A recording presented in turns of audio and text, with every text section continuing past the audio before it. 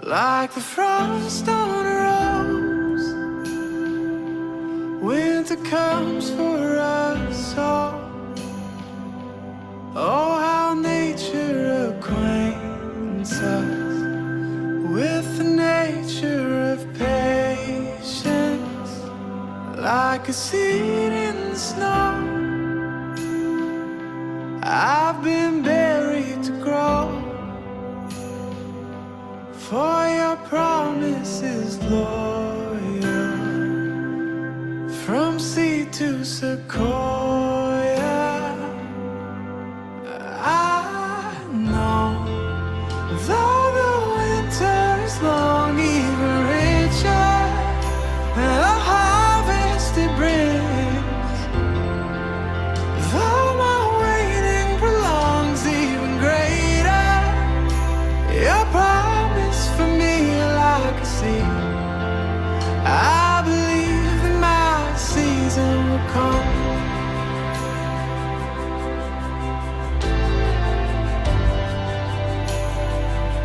Lord, I think of your love like the low winter sun, and as I gaze, I am blinded in the light of your brightness, and like a fire to the snow,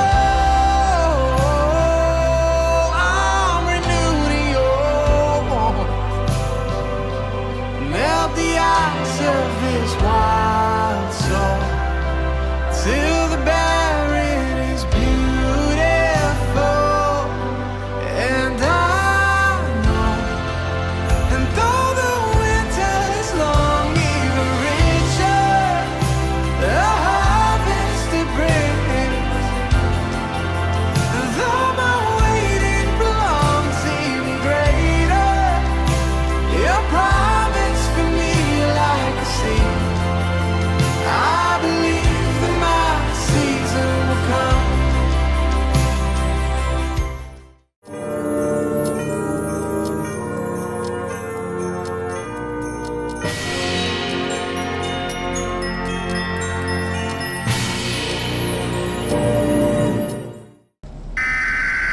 Due to the new COVID-19 virus, the following measures come into effect.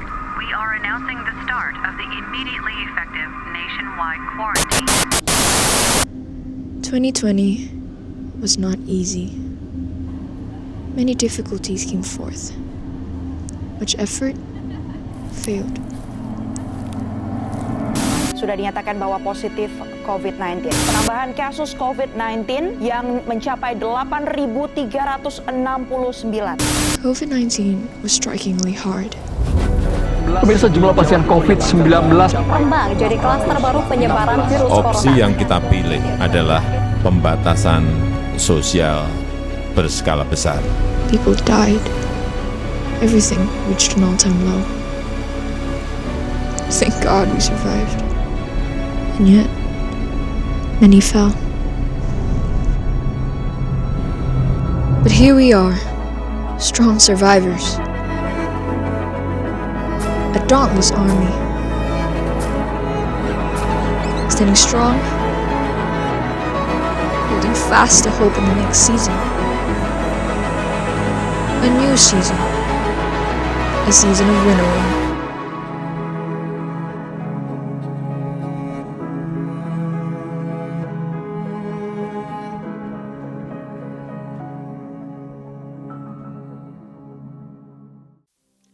Shalom Youthers! Bagaimana nih kabar kalian semua hari ini? Ayo sama-sama kita mau merayakan Natal. Kita mau kasih yang terbaik buat Tuhan Yesus kita. Haleluya!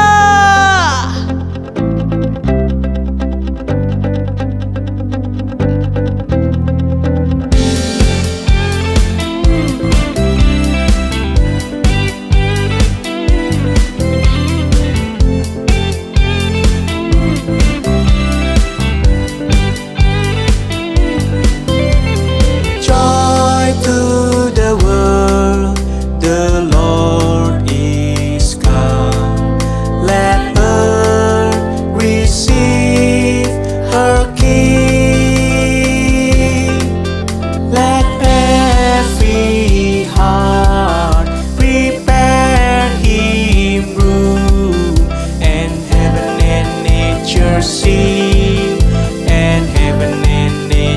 sing, and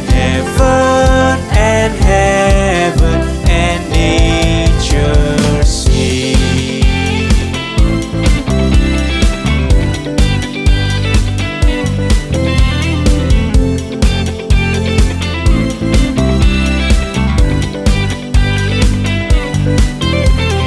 Joy to the world, the Savior reigns. Let men their songs employ, while fields and floods, rocks, hills and plains repeat the sounding joy, repeat the sounding joy, repeat, repeat the sounding joy.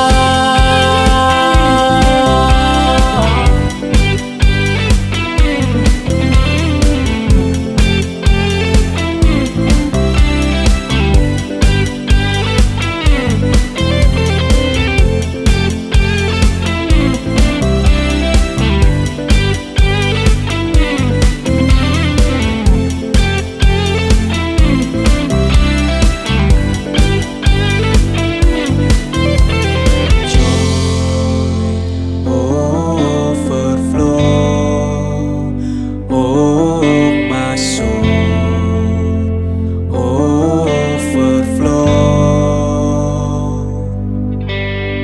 Joy, overflow,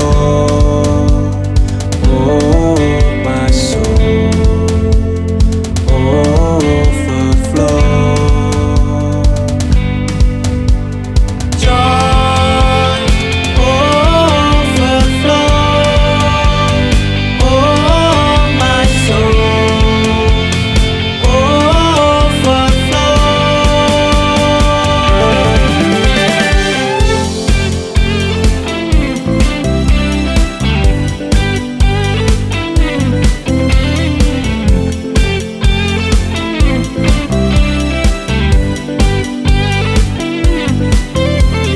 Joy, overflow, oh my soul, overflow. Joy.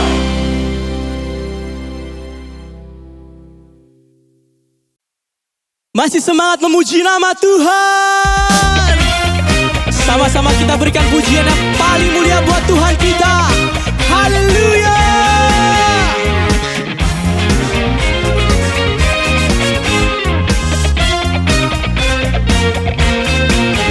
Oh come all ye faithful, joyful and triumphant. Oh come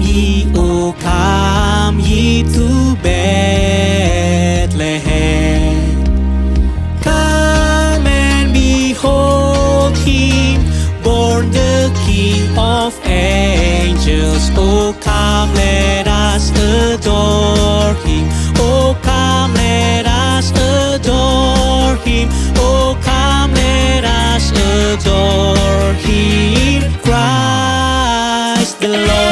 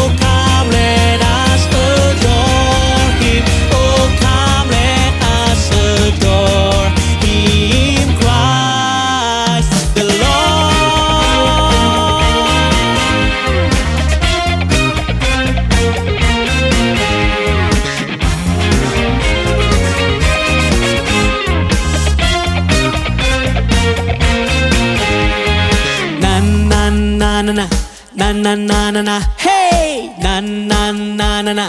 Come let us adore Him, na na na na na, na na na na na, hey, na na na na na.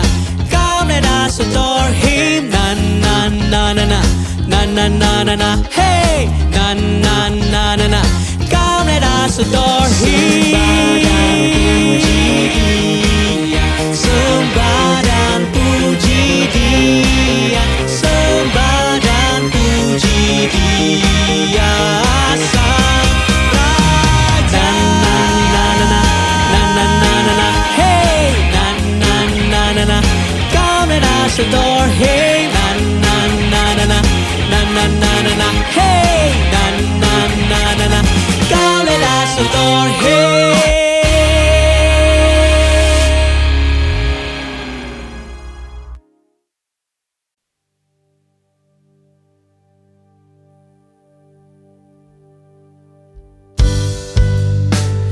Kami bersyukur Tuhan, Kau selalu ada bersama dengan kami melewati tahun ini. Dan biar lewat pujian ini Tuhan bisa menjadi komitmen hati kami, that now and forever I will surrender all my life to You, Jesus.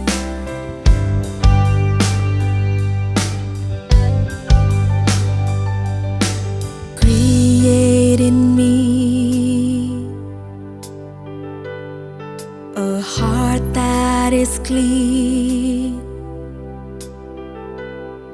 'cause I wanna be who You want me to be. The depths of my soul are Yours, Lord, to mold. 'Cause I wanna be who You want me to be. Holy Spirit, fill me, overwhelm me. Holy Spirit, use me for Your glory. Here's my life, let it be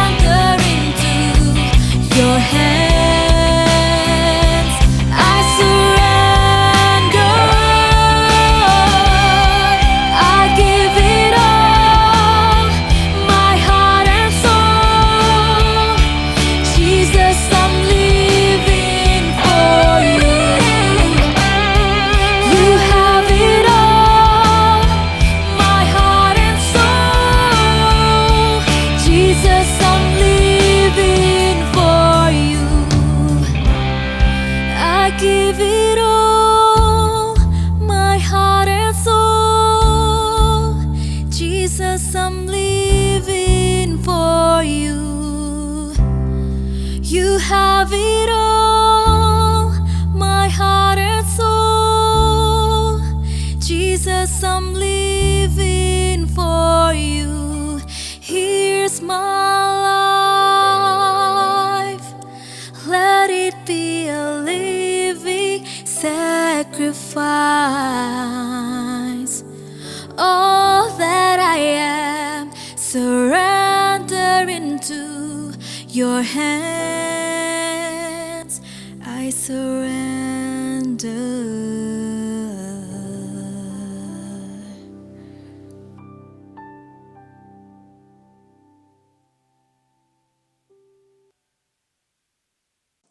Shalom teman-teman Youth GSKI Betani Surabaya. Selamat Hari Natal. Senang bisa bertemu kembali.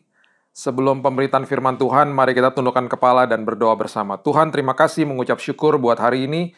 Berterima kasih buat kesempatan di mana kami bisa kembali mendengar firman-Mu. Kami percaya Tuhan bahwa firman-Mu senantiasa memerdekakan hidup kami. Jaga hati kami, jaga pikiran kami Tuhan, Roh Kudus sendiri yang berbicara.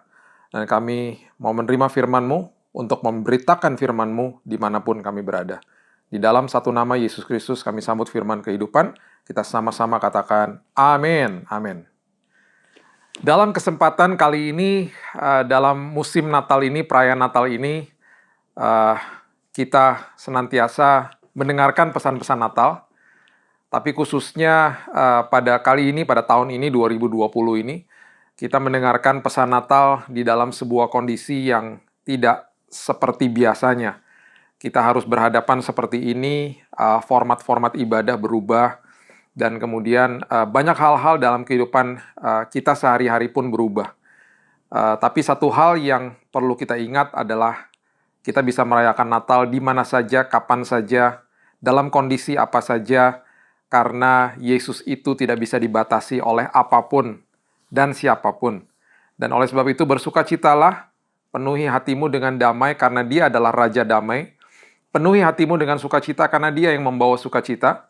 Dan saya percaya bukan sekedar melewati musim Natal kali ini begitu-begitu saja. Persiapkan hidupmu untuk 2021.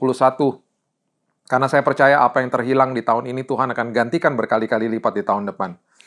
Teman-teman, anak-anak muda, sungguh bersukacita untuk ada di dalam musim seperti ini, di mana saya kembali bisa sharing kepada teman-teman sekalian. Dan saya mau memberitakan sesuatu yang sangat relevan, yang apa yang sedang kita alami pada saat-saat ini, supaya kita makin mengerti. Dengan tema Natal pada tahun ini, firman Tuhan kembali diambil dari Daniel pasal yang ke-12 ayat yang ke-10, yang merupakan tema pada musim Natal ini. Firman Tuhan katakan banyak orang akan disucikan, ya, banyak orang akan disucikan. Ini tentang sebuah nubuatan tentang akhir zaman. Dan memang kita hidup di dalam akhir zaman, kita hidup di dalam zaman-zaman akhir ini, dan memang banyak orang yang disucikan dan dimurnikan, ya, dan diuji. Disucikan, dimurnikan, dan diuji. Ini bicara kepada kita, anak-anak Tuhan yang sudah percaya, yang sudah menerima Yesus sebagai juru selamat. Di satu sisi dikatakan, tetapi orang-orang fasik, orang-orang dunia akan berlaku fasik. Tidak seorang pun dari orang fasik itu akan memahaminya, tetapi orang-orang bijaksana akan memahaminya. Kalau kita melihat kondisi dunia pada saat ini, terjadilah pergerakan-pergerakan dan kemudian sistem kepercayaan kepada apa yang dicari manusia sebenarnya pada saat ini. Manusia jatuh dalam dosa, manusia kehilangan kuasa, kembali manusia mencari kuasa itu. Ya, manusia mencari jalan pulang sebenarnya. Ya, saya sedang membuat eksposisi di YouTube channel saya tentang anak yang terhilang. Ada 2 yang terhilang sebenarnya, adiknya dan kakaknya. Dan orang ini banyak sedang mencari jalan pulang. Tugas kita sebagai anak-anak Tuhan untuk menunjukkan jalan pulang bagi mereka. Siapa Yesus kita? Siapa sumber atas segala sumber itu? Ya. Nah, oleh sebab itu kita perlu mengerti bahwa paling tidak ada beberapa pemahaman di dalam dunia ini yang mungkin juga teman-teman sudah perhatikan, dan mungkin ada beberapa mungkin teman-teman daripada kalian yang sudah mengalami hal seperti ini, yang kalian juga mungkin bingung bagaimana menghadapinya. Ya, paling tidak begini. sekarang ada pemahaman namanya individualisme. Individualisme itu berarti saya tidak mau diatur siapapun. Hidup saya untuk saya, kepentingan daging saya, apa yang membuat saya suka, itu yang saya lakukan. Itu individualisme. Ya, dan ini sudah masuk ke banyak masyarakat, bukan hanya di negara barat saja, tapi sudah ada di Indonesia. Bahkan orang-orang yang memahami pemahaman seperti ini akan menjadi makin terpuruk masuk ke dalam pemahaman mereka. Seperti yang Alkitab katakan, orang yang fasik akan terus berlaku fasik. Kemudian ada lagi yang dinamakan sekularisme. Sekularisme adalah orang-orang yang memahami bahwa kehidupan ini penuh dengan logika. Dan hal-hal yang berdasarkan logika, itu yang mereka mau terima. Di luar itu, di atas itu, tidak mau. Jadi, apalagi kalau kita bicara soal Yesus, ya, spiritualisme dan kehidupan manusia roh kita yang harus dibangkitkan, dan manusia roh kita yang harus terus dikasih makan, karakter rohani kita harus makin bertumbuh, yang selalu dikhotbahkan, mereka tidak akan terima. Karena bagi mereka semuanya logika. Ya, logika semuanya. Jadi, there is nothing bigger than life. Tidak ada yang lebih besar daripada hidup ini. Semuanya logika. Semuanya apa yang terlihat, fakta saja. Ya, di luar itu tidak mau. Jadi, bicara soal iman kepada orang-orang seperti ini akan sulit. Ya, akan sulit. Kemudian yang ketiga, ya, 3 saja saya bagikan, sebenarnya banyak, tapi paling tidak ini yang paling banyak kita hadapi, adalah relativisme. Ini adalah pemahaman bahwa kalau saya misalnya memahami sebuah kepercayaan bahwa ini yang menjadi identitas hidup saya akan mencari orang-orang yang sama seperti saya. Jadi kalau misalnya saya hidup di dalam dunia LGBT, saya akan cari orang-orang yang seperti saya. Kami akan membentuk sebuah forum atau sebuah grup atau komunitas, dan kami katakan bahwa, loh, lihat aja, ini buktinya banyak kok yang seperti saya. Ya, kayak misalnya kita bisa ambil contoh yang lain, saya melakukan seks di luar nikah. Banyak kok teman-teman saya kayak begitu. Itu relativisme.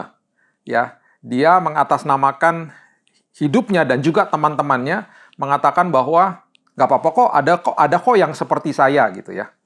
Jadi kembali kita akan sulit menghadapi orang-orang yang seperti itu karena pemahamannya seperti itu ya. Jadi itu yang dikatakan orang-orang fasik akan menjadi makin fasik. Nah, kita harus pinpoint dan kita harus mengerti kondisi di dalam dunia ini, khususnya di kalangan anak-anak muda itu seperti apa. Ya, itu yang terjadi pada saat ini, dan pergerakan ini akan terus sampai nanti Yesus datang. Oleh sebab itu, kita ini yang harus menjadi the messenger of Christ. Harus membawa berita kebenaran kepada banyak orang ini. Ya. Nah, yang uniknya adalah begini. Di dalam musim Natal ini, saya mau bawa kita ke dalam sebuah pemahaman yang sangat penting, very important ya. Kita ambil dari Lukas pasal yang kedua, ayatnya yang ke-10 dan 11. Saya suka dengan ayat-ayat ini ketika malaikat menghampiri gembala. Ya. Gembala datang, kemudian kita juga belajar dalam kisah Natal, Majus atau the kings, raja-raja ini dihampiri oleh Tuhan di timur dan kemudian juga mereka datang. Ya. Kenapa? Kalau kita lihat-lihat seperti ini, banyak sekali pewahyuan yang kita bisa ambil. Ya, Yesus menjadi gembala akhirnya bagi jemaatnya, dan dia juga adalah raja atas segala raja. Ya, gembala yang akhirnya didekati oleh malaikat, dan juga para Majus atau the kings atau raja-raja ini yang sangat pandai, yang akhirnya datang menghampiri Yesus pada saat itu, waktu saat kelahirannya. Ini adalah the message, ini adalah sebuah pesan dari malaikat kepada gembala. Dikatakan begini, lalu kata malaikat itu kepada mereka, "Jangan takut, sebab sesungguhnya aku memberitakan kepadamu kesukaan besar untuk seluruh bangsa." Kesukaan besar untuk seluruh bangsa. Apa itu? Hari ini telah lahir bagimu Juru Selamat, the Savior. Juru Selamat. Bukan hanya untuk kita saja, tapi untuk seluruh dunia, untuk semua umat manusia yang mau percaya kepada dia. Yaitu Kristus Tuhan di kota Daud. Kristus Tuhan di kota Daud. Kesukaan besar is a good news. Bahasa Inggrisnya is good news. Berita baik. Untuk siapa? Dikatakan untuk seluruh bangsa. Seluruh bangsa. Seluruh bangsa. Pertanyaan yang sangat penting.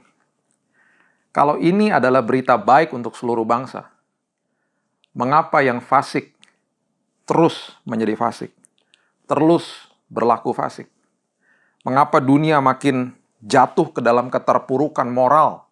Mengapa orang-orang menolak Yesus? Mengapa orang-orang menolak good news loh? Yang katanya good news. Dan kalau ini betul-betul memang mereka rasakan, dan mereka menerima Yesus sebagai juru selamat, itu adalah jawaban bagi kehidupan mereka. Karena ini adalah jawaban bagi semua kekosongan yang manusia punya. Ini adalah jalan pulang.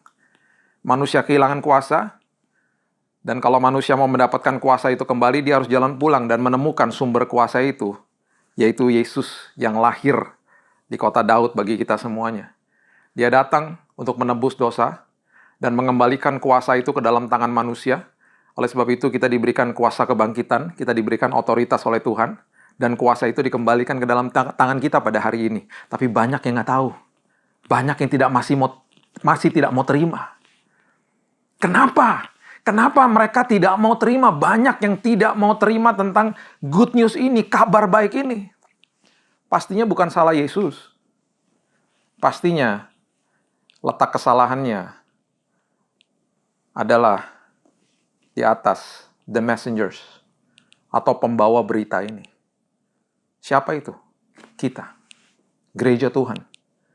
Umat Tuhan. Tubuh Kristus. Kita. Ada mungkin orang-orang yang kecewa dan tidak mau menerima good news ini. Karena waktu mereka dibesarkan di keluarga mereka, ayahnya atau ibunya yang katanya orang Kristen, katanya kenal Yesus, mukuli anak itu. Verbal abuse, disiksa dan lain sebagainya.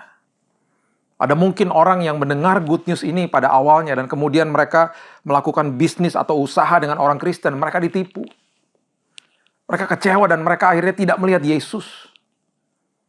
Ada mungkin seorang anak muda yang tidak mengerti tentang moral sebelum nikah, melakukan seks sebelum nikah dan dihamili oleh pacarnya yang katanya orang Kristen, ninggalin dia, hidup dalam kekecewaan. Dan banyak lagi tatanan-tatanan kehidupan atau kondisi kehidupan yang dialami oleh banyak orang karena mereka berbenturan dengan orang-orang Kristen yang mengecewakan hidup mereka. Salahnya, letaknya ada di messengers, pembawa berita ini, yaitu siapa? Kita semua. Oleh sebab itu, kita perlu mengerti apa yang terjadi pada saat itu. Ya, kalau kita mengambil sejarah pada saat itu, untuk menulis sebuah biografi, ini saya mau ajak kita ke dalam pengertian ini ya, menulis sebuah biografi seseorang, orang itu harus kaya sekali. Orang itu harus kaya. Dia harus bayar scribers atau penulisnya untuk bisa menulis biografi tentang dirinya. Jadi nggak banyak orang yang menulis pada saat itu. Teman-teman bisa bayangkan. Di dalam perjanjian baru, kita memiliki penulis-penulis seperti Matius, Markus, Lukas, Yohanes, Paulus, Yakobus, saudara daripada Yesus, Petrus, yang menulis buku-buku di perjanjian baru yang menceritakan soal Yesus. Yang menceritakan good news. Yang menceritakan kabar baik ini. Bahkan penulis-penulis ini menuliskan sejarah yang luar biasa ini, tulisan-tulisan ini ketika Yesus sudah naik ke surga. Ketika Yesus sudah naik ke surga. Bukti-buktinya salah satunya ada di Lukas pasal yang pertama. Ayat yang pertama dikatakan Theophilus yang mulia. Ini Lukas sedang memberitahu kepada Theophilus. Ada kemungkinan besar Theophilus yang adalah pendana penulisan buku yang kita baca, itu buku Lukas yang ditulis oleh Lukas sendiri. Mungkin ini produsernya. Dia katakan Theophilus yang mulia. Banyak yang telah berusaha menyusun suatu berita tentang peristiwa-peristiwa yang telah terjadi di antara kita. Jadi banyak sebenarnya penulis-penulis yang menulis soal Yesus. Karena memang good news. Banyak yang menulis. Kemudian di ayat yang kedua dikatakan seperti yang disampaikan kepada kita oleh mereka. Yang dari semula adalah saksi mata dan pelayan firman. Jadi banyak ini bukti-bukti. Lukas mengumpulkan data dan bukti dari beberapa orang, beberapa sumber. Karena banyak yang menulis tanpa disuruh. Mereka menulis karena ini good news. Karena ini kabar baik. Mereka tulis dan mereka mau abadikan. Mereka harus katakan bahwa ini harus dibaca untuk seluruh generasi. Dan ini adalah sejarah-sejarah kenapa sampai kita memiliki perjanjian-perjanjian baru ini.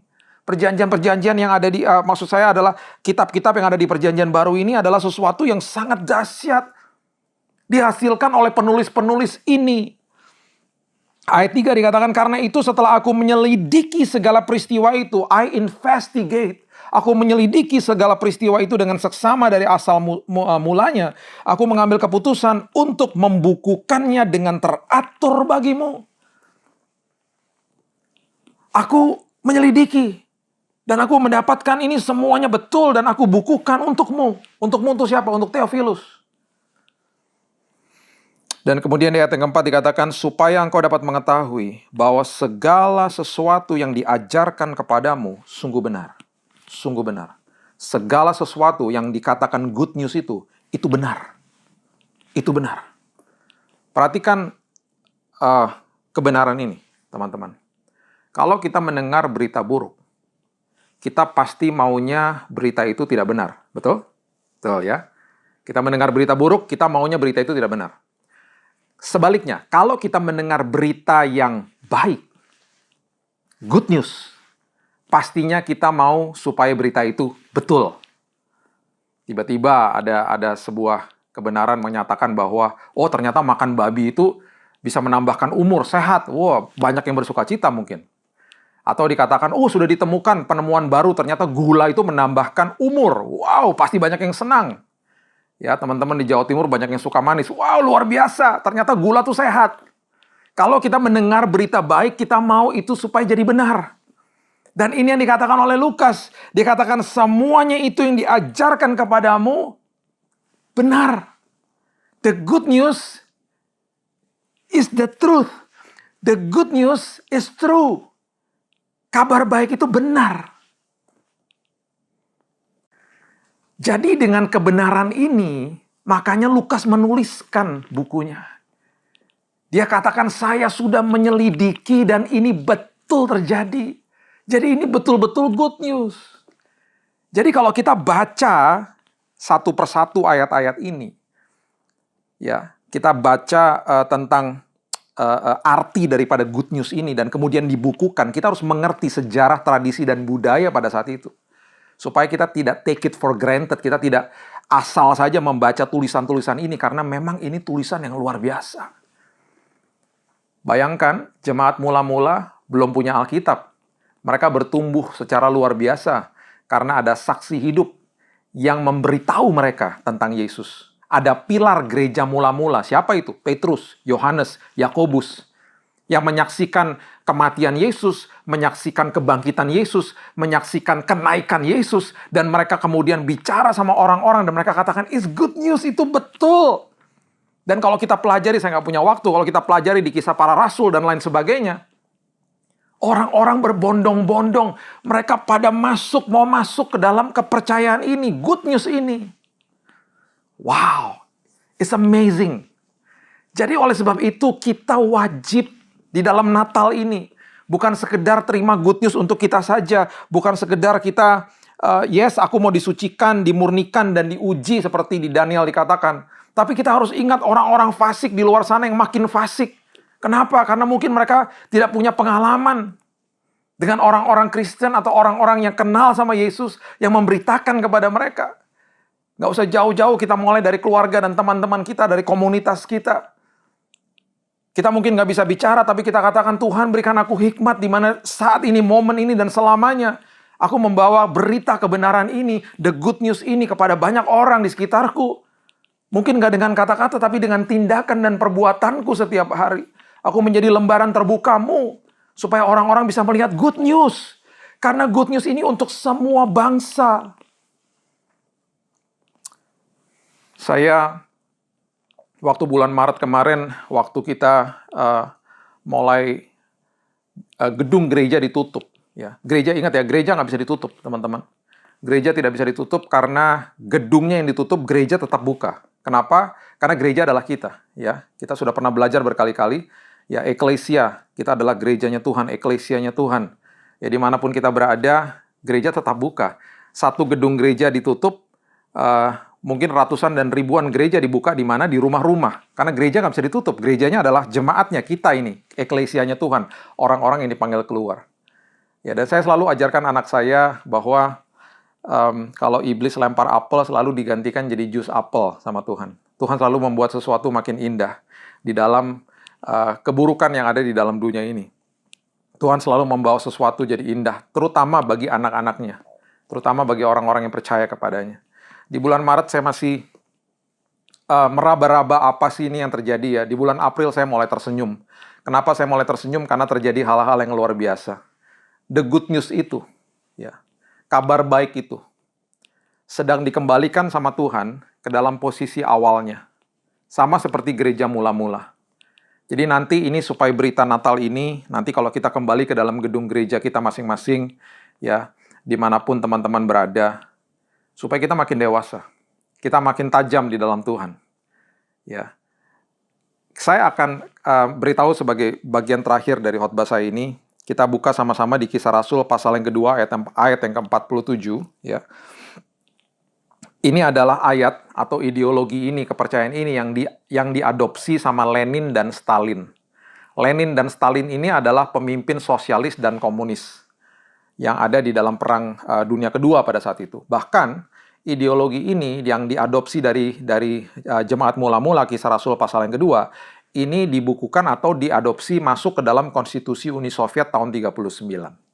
Kenapa seperti itu? Karena mereka suka dengan kalimat ini. Coba lihat, Kisah Rasul 2 ayat 47 dikatakan sambil memuji Allah, itu sambungan dari ayat berikutnya, sebelumnya. Dan mereka disukai semua orang. Dan tiap-tiap hari Tuhan menambah jumlah mereka dengan orang yang diselamatkan. Mereka suka dengan ini. Mereka katakan, wow, ini jemaat mula-mula, orang Kristen ini disukai semua orang. Gimana caranya? Mereka disukai semua orang. Sebenarnya bukan mereka disukai semua orang. Mereka itu kehidupan mereka menyatakan good news. Terus kemudian Tuhan menambahkan jumlah mereka ribuan setiap hari. Wow, kita kita mau supaya pemahaman kita sosialis dan komunis ini juga disukai semua orang. Dan jumlah kita bertambah-tambah. Udah pasti mereka menghilangkan unsur Tuhan di situ. Dan kemudian mereka mau tahu caranya gimana. 5 hal saja dengan cepat. Ya, apa yang terjadi semenjak bulan Maret kemarin. Semenjak kita masuk ke dalam posisi PSBB, lockdown, dan ada PSBB transisi dan lain sebagainya. Ya, tanpa kita sadari, Tuhan menggiring kita ke dalam fungsi gereja mula-mula. Kisah Rasul pasal yang kedua, ayat yang ke-42, mengatakan begini. Mereka bertekun dalam pengajaran rasul-rasul dan dalam persekutuan. Ya, yang pertama adalah mereka bertekun dalam pengajaran rasul-rasul. Tanpa kita sadari, tiba-tiba sekarang di YouTube channel kita mempunyai banyak sekali resources, kita mempunyai banyak sekali khotbah-khotbah yang di-upload. Contohnya seperti kali ini. Ya, ini adalah salah satu khotbah yang di-upload di dalam YouTube dari sekian ribu khotbah-khotbah selama ini. Jadi tiba-tiba kita mempunyai resources yang begitu banyak, sumber-sumber yang begitu banyak, sehingga kita bisa belajar firman. Saya cek sama teman-teman di toko buku Immanuel, mereka katakan dari bulan Maret sampai November kemarin, buku yang paling laku adalah buku pelajaran. Dan itu banyak yang beli juga anak-anak muda. Padahal mereka bukan siswa atau siswi STT. Unik ya, biasanya yang dibeli bukunya Christian Living yang gampang-gampang dibacalah. Ini yang dibeli buku pelajaran karena banyak orang mau belajar tiba-tiba.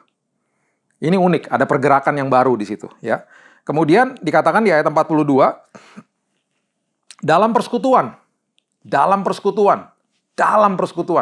tanpa disadari kita ini bersekutu. Mau kita suka atau tidak, kita dibawa atau digiring ke dalam satu tempat, di rumah kita masing-masing, di tempat tinggal kita masing-masing, kita saling bersekutu. Yang tadinya mungkin nggak punya hubungan baik, dipaksa untuk akhirnya memulihkan hubungan di situ, ya kan? Jadi kita belajar, kemudian kita bersekutu, ya. Dan seringkali akhirnya pembelajaran itu bersama-sama, ya. Saya pernah ada di sebuah gereja di bulan April di Jakarta. Dan di dalam jam yang sama waktu itu saya berkhotbah di YouTube channel mereka dan itu live dan itu tidak ada jemaatnya Di jam yang sama, di jam 10 pagi itu, saya juga berkhotbah di Surabaya dan juga di Bandung. Karena rekaman khotbahnya sudah saya kirim 5 hari sebelumnya. Jadi dalam waktu yang sama, di hari yang sama, saya ada di 3 kota. Tiba-tiba Billy Lantang maha hadir. Nah loh, itu kenapa bisa seperti begitu? Ya karena pandemi ini. Itu yang saya katakan, kalau iblis lempar buah apel dijadikan jus apel sama Tuhan. Selalu Tuhan jadikan sesuatu itu makin indah dalam hidup ini ya. Jadi pengajaran rasul-rasul kita digiring ke dalam pengertian akan firman Tuhan yang lebih lagi. Kemudian kita juga digiring dalam persekutuan bersama. Kemudian yang ketiga di ayat 42 ini dikatakan, dan mereka selalu berkumpul dan untuk memecahkan roti. Perjamuan, saya cek lagi sama teman-teman dari Immanuel. Mereka katakan, iya Kak, dari Maret sampai November. Kalau itu buku, kalau yang barang itu yang paling laku perjamuan kudus. Wow. Banyak keluarga demi keluarga yang melakukan perjamuan kudus. Sama seperti gereja mula-mula. Saya mulai tersenyum. Dan saya makin tersenyum. Karena saya lihat, wow Tuhan, satu-satu Tuhan genapi nih. Karena Tuhan mau bawa kita ke dalam fungsi gereja mula-mula, supaya good news itu tersalurkan. Supaya yang fasik jangan makin fasik. Supaya yang fasik itu bisa ditolong sama kita, the messengers of Christ. Kita ini yang membawa berita baik itu, gitu ya. Kemudian di ayat 42 dikatakan, dan berdoa. Yang keempat adalah berdoa. Banyak orang-orang yang tadinya nggak suka berdoa, gara-gara ada tante corona jadi pada berdoa, karena ketakutan.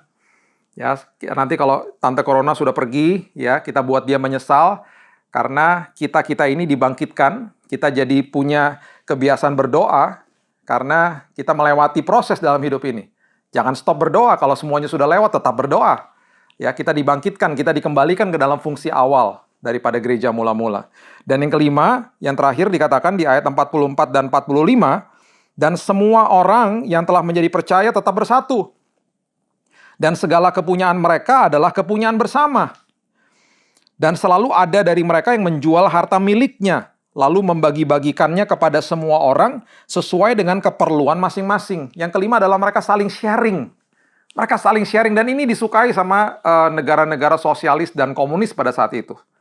Karena mereka tidak ada kasta-kastanya, mereka saling sharing dan lain sebagainya. Ya itu mereka. Tapi ironis kan, masa mereka itu pemimpin-pemimpin yang tidak kenal Tuhan, mengadopsi ini karena mereka suka dengan ini, padahal gereja tidak mengerti tentang fungsi gereja mula-mula. Padahal mereka nggak punya Alkitab pada saat itu. Mereka berdasarkan dengan kehidupan mereka, dengan pengalaman mereka dengan Tuhan. Dan itu berhasil akhirnya menambahkan jumlah mereka dengan begitu banyak. Saling sharing. Yang kita sering dengar sekarang di luar pagar kita, di rumah kita setiap hari adalah orang yang berteriak begini, paket, betul nggak? Kalau nggak nganterin paket ke rumah kita atau nganter paket ke rumah tetangga.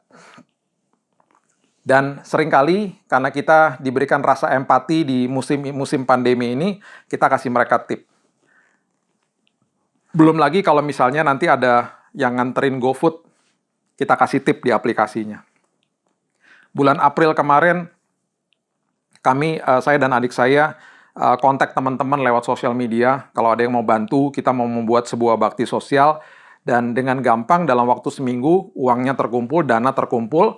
Kita bekerja sama dengan sebuah warung dekat rumah. Kita memberikan makan 1 bulan itu kepada 900 supir ojek online. Mereka bisa makan siang gratis. Kita memberkati 900 supir ojol dan juga warungnya. Dan itu sangat mudah kita kumpulkan dari teman-teman. Karena semuanya berempati. Tanpa kita sadari, kita nggak nunggu lagi departemen misi gereja. Kita yang jadi departemen misinya. Kita yang jadi memberkati banyak orang. Saya cek sama teman-teman saya yang lain juga banyak yang seperti itu. Memberkati banyak orang. Tanpa kita sadari, kita dikembalikan ke dalam fungsi gereja mula-mula.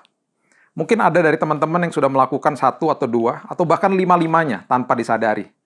Itu yang saya katakan yang membuat saya tersenyum. Tuhan mengembalikan kita ke dalam fungsi awalnya, supaya good news itu tersebarkan. Supaya good news itu dimengerti oleh banyak orang. Bahwa Yesus adalah jawaban. Yesus adalah jawaban. Saya percaya kita masuk ke dalam musim Natal ini, bukan sekedar kita merayakan bersama dengan keluarga saja, tapi ambil sebuah hikmah daripada musim Natal ini, baca kembali ayat yang tadi sudah dibagikan. Good news itu buat semua bangsa, bukan hanya untuk kita saja. Dan kita harus menghidupinya, kita harus menghidupi good news itu, kabar baik itu di dalam kita, supaya orang di sekitar kita melihat Yesus. Ya. Dan saya percaya, dengan kondisi seperti ini, ketika Tuhan mengembalikan fungsi gereja ke dalam fungsi mula-mula, saya percaya banyak jiwa akan diselamatkan. Banyak jiwa akan menerima jawabannya dan mengerti dan tahu kemana mereka harus mencari jalan pulang supaya mereka bisa mendapatkan kuasa itu kembali. Banyak orang yang salah mencari sumber kuasa, mereka mencarinya di balik uang, harta, jabatan, status, sampai kapanpun mereka tidak akan pernah menemuinya. Sumber atas segala sumber hanya Yesus, dan dia adalah jawaban dari segala apapun kehidupan manusia. Oleh sebab itu dia datang. Dia datang untuk mati bagi kita, bangkit, dan naik ke surga untuk menebus semua dosa. Bukan sekedar dosa kita orang-orang percaya, tapi seluruh umat manusia yang mau percaya kepada dia. Sekali lagi, good news for all people. Supaya orang fasik tidak menjadi fasik. Supaya orang fasik tidak makin terpuruk. Karena ada the messengers of Christ. Karena ada anak-anak muda di Betani yang melayani Tuhan, yang menjadi dampak, menjadi pilar dimanapun kalian berada. Saya berdoa semuanya sehat, semuanya dilindungi Tuhan, sampai ke tahun 2021 semuanya dilindungi, keluarga kalian dilindungi Tuhan, dibuat sehat, dan kalau ada yang sakit disembuhkan dalam nama Yesus. Dan be the messenger of Christ. Jadi orang-orang yang setelah diuji, dimurnikan, kemudian pembawa berita kebaikan itu bagi semua manusia yang ada di sekitar kita. Karena berita baik ini untuk seluruh bangsa. Mari kita berdoa. Tuhan, terima kasih, mengucap syukur buat momen Natal ini. Dan kami percaya Tuhan, walaupun dalam format seperti ini, kami percaya nanti kami akan dipertemukan secara fisik di waktunya Tuhan. Tapi untuk saat ini Tuhan, kami mengucap syukur karena apa yang Tuhan lakukan itu baik bagi kami. Kami mengucap syukur karena kehidupan di dalam akhir zaman ini, ketika kami juga diuji, kami dimurnikan. Banyak orang di luar sana yang makin terpuruk hidupnya secara moral, Tuhan. Oleh sebab itu Tuhan, mereka perlu mendengarkan good news ini. Mereka perlu mendengarkan kabar baik ini. Karena kabar baik ini untuk mereka Tuhan, untuk dunia, untuk semua bangsa. Jadikan kami Tuhan sebagai the messenger. Jadikan kami sebagai pembawa berita kebenaran ini. Berita baik ini. Supaya kami makin tajam. Bukan sekedar kami merayakan Natal saja, tapi kami menjadi orang-orang yang mengerti kebenaran ini juga. Untuk kami bagikan kepada orang-orang di sekitar kami. Mulai dari keluarga kami, mulai dari komunitas teman-teman kami. Dan kami mau melakukan yang terbaik untuk Tuhan. Natal ini menjadi Natal yang luar biasa, karena Tuhan sedang mengembalikan fungsi gereja ke dalam fungsi awalnya. Nanti kalau kami kembali ke dalam gedung-gedung gereja kami kembali, kami percaya ya Tuhan, kami makin tajam, makin dewasa di dalam Tuhan. Urapi setiap teman-teman yang ada pada saat ini, melewati musim Natal dengan sehat, keluarga mereka dibuat sehat, kalau ada yang sakit disembuhkan dalam nama Yesus. Masuk ke tahun 2021 ada rancangan-rencana Tuhan yang besar bagi setiap kami. Terima kasih ya Tuhan. Hamba-Mu stop sampai di sini, tapi pesan Natal ini terus berkumandang di hati kami selama-lamanya. Terima kasih Tuhan Yesus, mengucap syukur buat kehadiran dan kedatangan-Mu untuk kami umat manusia. Di dalam satu nama, Juru Selamat yang agung, Yesus Kristus, Anak Allah. Kami sudah berdoa dan mengucap syukur. Kita sama-sama katakan, amin. God bless you, Merry Christmas and Happy New Year.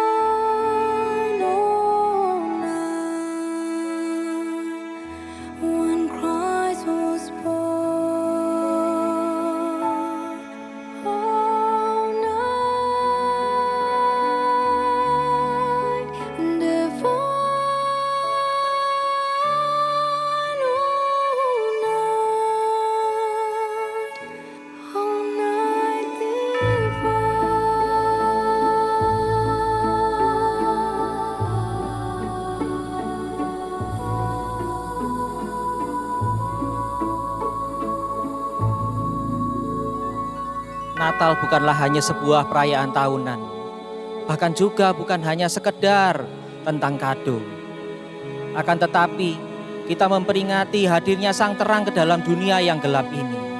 Terang itu hadir bukan untuk menghakimi, bukan juga untuk membinasakan yang berdosa, akan tetapi untuk memberi kesempatan dan juga keselamatan bagi setiap manusia. Sang terang itu adalah Yesus Kristus. Ia adalah Tuhan dan Juru Selamat yang hidup.